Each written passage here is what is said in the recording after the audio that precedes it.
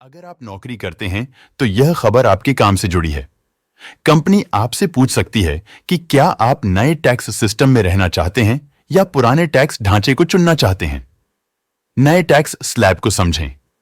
नए tax slab के मुताबिक अब 3 लाख तक की आय पर कोई टैक्स नहीं लगेगा। अगर आपकी सालाना आय 6 लाख के बीच है तो आपको आय पर 5% टैक्स देना होगा। जिन करदाताओं की सालाना आय 6 से 9 लाख रुपए के बीच है उन्हें 10% टैक्स देना होगा। जिनकी सालाना आय 12 लाख रुपए के बीच है उन पर 15% टैक्स लगेगा। 12 से 15 लाख सालाना आय वालों को 20% की दर से टैक्स देना होगा। 15 लाख से ज्यादा सालाना आय वालों को 30% तक टैक्स देना होगा। अगर आपकी सालाना आय 15.5 लाख रुपए तक है तो आपको 52,000 रुपए का फायदा मिलेगा। केंद्र सरकार ने 2023-24 के बजट प्रस्ताव में ही नई कर प्रणाली में कर छूट बढ़ा दी है और अब यह सीमा 2 लाख रुपए कर दी गई है। इसका मतलब यह है कि यदि कोई करदाता नई कर व्यवस्था का विकल्प चुनता है तो उसे 5 लाख रुपए के बजाय 7 लाख रुपए तक की वार्षिक आय पर कोई आयकर नहीं देना होगा। इसके अलावा वेतन भोगी कर्मचारियों को इस साल से नई कर व्यवस्था में 50,000 रुपए की मानक कटौती का लाभ भी मिलेगा।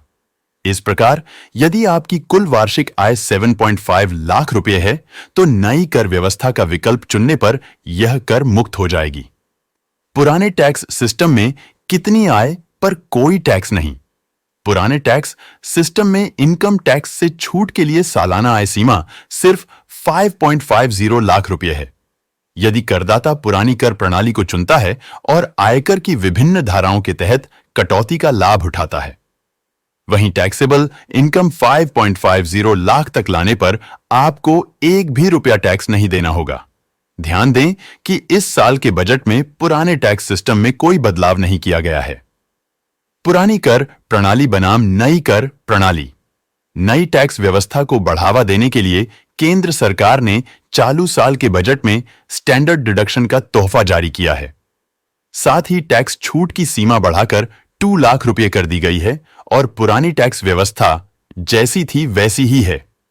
ऐसे में क्या नया टैक्स सिस्टम बेहतर है? ऐसा सवाल उठता है। होम लोन लिया है या बच्चों की स्कूल फीस भर रहे हैं, इसी तरह अगर किसी व्यक्ति ने अपने बुजुर्ग माता पिता के लिए अलग से स्वास्थ्य बीमा कराया है तो उन्हें पुराने तरीके से ही अधिक लाभ मिलेगा। नई कर प्रणाली या पुरानी कर प्रणाली। ऐसे में बड़ा सवाल यह है कि क्या नई कर व्यवस्था को चुना जाए या पुरानी व्यवस्था पर ही कायम रखा जाए। आप अपनी आय, अपनी निवेश आदतों और अपने खर्चों के आधार पर कर प्रणाली चुन सकते हैं।